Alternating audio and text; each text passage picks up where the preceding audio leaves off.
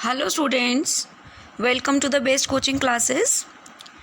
Today we will discuss the next topic of chapter Management Reporting, that is types of reports. पिछली video मैंने goals and essential of management reporting पर बनाई थी. अगर आपने नहीं देखी तो अपने कंसेप्ट बिल्डिंग के लिए वो वीडियो देख लीजिएगा. मैं लिंक डिस्क्रिप्शन बॉक्स में प्रोवाइड कर दूंगी. साथ ही साथ अगर आप मेरे चैनल पर नए हैं तो प्लीज़ चैनल सब्सक्राइब कर लें और बेल आइकन क्लिक कर लें. इससे कुछ और नहीं हमें मोटिवेशन मिलता है कि हम आप लोगों के लिए नए नए वीडियोस लाते रहें और सब्जेक्ट के सभी टॉपिक्स कवर करें. चलिए स्टार्ट करते हैं आज का वीडियो. मैनेजमेंट रिपोर्टिंग के types. There are different types of reports prepared for the management according to object, nature, period and function. One by one करके सभी डिस्कस करते हैं. फर्स्ट आता है जी according to objects and purpose. इसके under first report आपकी आती है एक्सटर्नल रिपोर्ट. वह रिपोर्ट जो बिजनेस के बाहर किसी पर्सन के लिए प्रिपेयर की जाती है तो उसे हम एक्सटर्नल रिपोर्ट कहते हैं.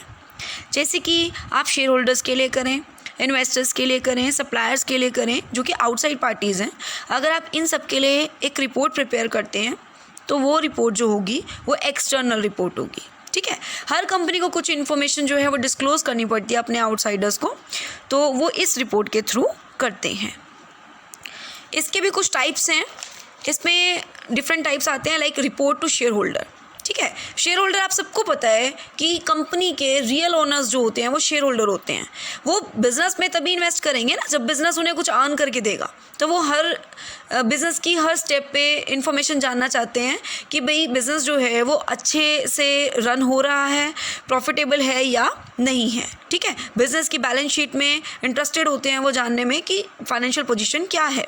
तो उन्हें इस रिपोर्ट्स के ज़रिए ये इन्फॉर्मेशन प्रोवाइड की जाती है. अगर नेक्स्ट बात करें तो रिपोर्ट टू गवर्नमेंट को टैक्स के लिए इन्फॉर्मेशन चाहिए होती है ना, तो गवर्नमेंट को भी जो है इन्फॉर्मेशन प्रोवाइड करते हैं.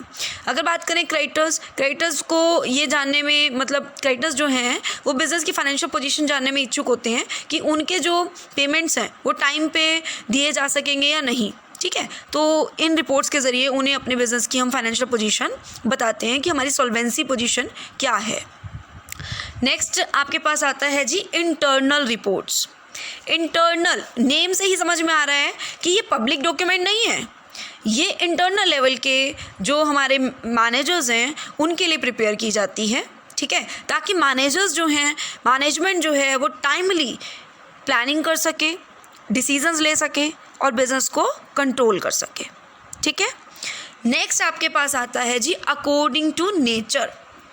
इसमें आपके फर्दर 3 टाइप्स आते हैं. फर्स्ट आता है enterprise report. These reports are prepared for the concern as a whole. पूरे तरीके से हर एक्टिविटीज़ को जब इन्वॉल्व करके एक रिपोर्ट तैयार की जाती है और इस रिपोर्ट का मेन पर्पस क्या होता है, कम्युनिकेट करना जितनी भी इंफॉर्मेशन है regarding all activities in the business. ठीक है. तो वो रिपोर्ट जिसमें सारी एक्टिविटीज़ से रिलेटेड इन्फॉर्मेशन मिलेगी और कम्युनिकेट किया जाएगा आउटसाइडर्स को, तो वो रिपोर्ट कहलाती है एंटरप्राइज रिपोर्ट. नेक्स्ट आपके पास आता है जी इन्वेस्टिगेटिव रिपोर्ट.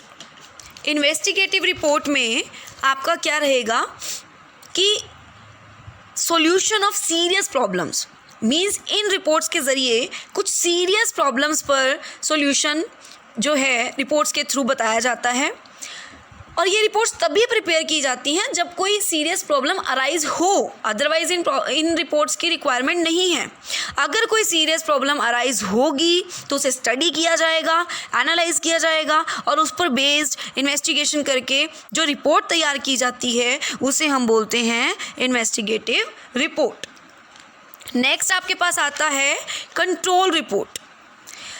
मैनेजर को आपको पता है हर बिजनेस पे कंट्रोल की रिक्वायरमेंट है ना, और कंट्रोल करने के लिए बहुत सारा डाटा जो है वो उन्हें टाइमली पता होना चाहिए कि कहाँ क्या चल रहा है, किस डिपार्टमेंट में कितनी परफॉर्मेंस, मतलब कितने काम जो हैं वो सही ढंग से हो रहे हैं और कितने नहीं हो रहे.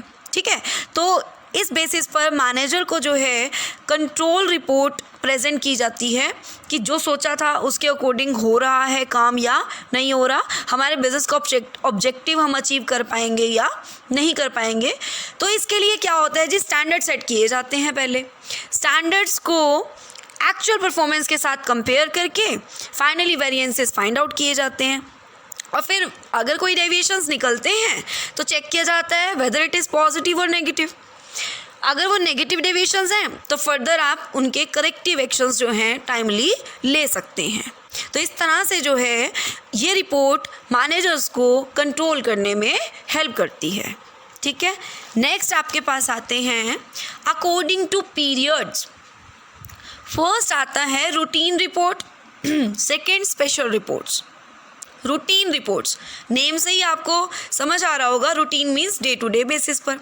तो डे टू डे बेसिस पर जो रिपोर्ट्स आपके मैनेजर के आगे प्रेजेंट की जाती हैं डेली वर्किंग की, लाइक सेल्स इन्फॉर्मेशन हो गई, प्रोडक्शन हो गई, कैपिटल एक्सपेंडिचर कितना हुआ है, रॉ मटेरियल कितना परचेज किया, जो डे टू डे आप जो है वर्किंग बिजनेस में करते हैं, उन पर बेस्ड जो भी रिपोर्ट आप प्रेजेंट करते हैं daily basis, weekly basis, monthly basis और क्वार्टरली बेसिस, तो उन्हें हम क्या कहते हैं जी, रूटीन रिपोर्ट्स। ठीक है, नेक्स्ट आपके पास है स्पेशल रिपोर्ट्स। स्पेशल नेम से ही फिर अगेन पता चल रहा है कि कुछ स्पेशल पर्पस होगा, कोई ऐसी डिफ़िकल्टी अराइज हो जाना जिसको टैकल करना ईजी नहीं होता, थोड़ा टाइम लग जाता है, तो उसके लिए एनालाइज करना सिचुएशन को, ठीक है, स्टडी करना, फिर उसके बाद आप उस पर जो भी रिपोर्ट तैयार करते हैं उसको बोलते हैं स्पेशल रिपोर्ट। नेक्स्ट आता है जी अकॉर्डिंग टू फंक्शंस। इसमें फर्स्ट आता है ऑपरेटिंग रिपोर्ट्स। जो रिपोर्ट बिजनेस के ऑपरेटिंग एक्टिविटीज़ के रिगार्डिंग इंफॉर्मेशन प्रोवाइड करे वो रिपोर्ट्स क्या कहलाएंगी, ऑपरेटिंग रिपोर्ट्स। इन्हें फर्दर 2 पार्ट्स में डिवाइड किया जाता है। मींस इस रिपोर्ट में 2 तरह की इंफॉर्मेशन इंक्लूड होती है। First control reports, second information reports.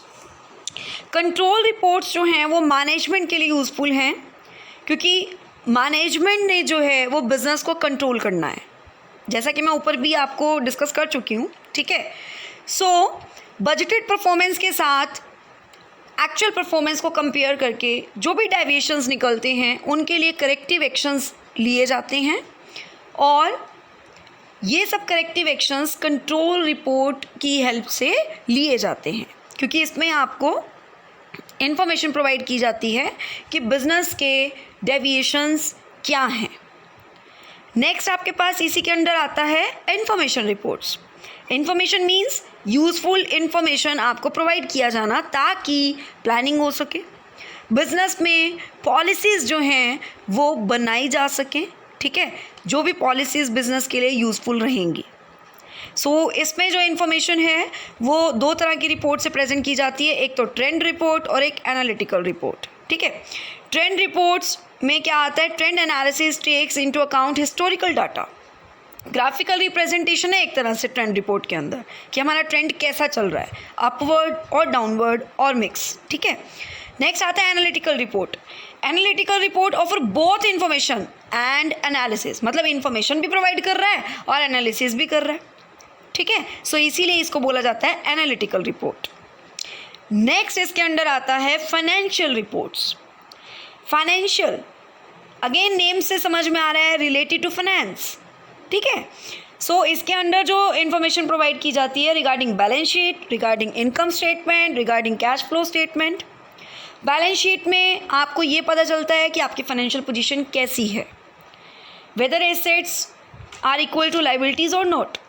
ठीक है, एक पर्टिकुलर फाइनेंशियल ईयर में आपकी फाइनेंशियल पोजीशन क्या है।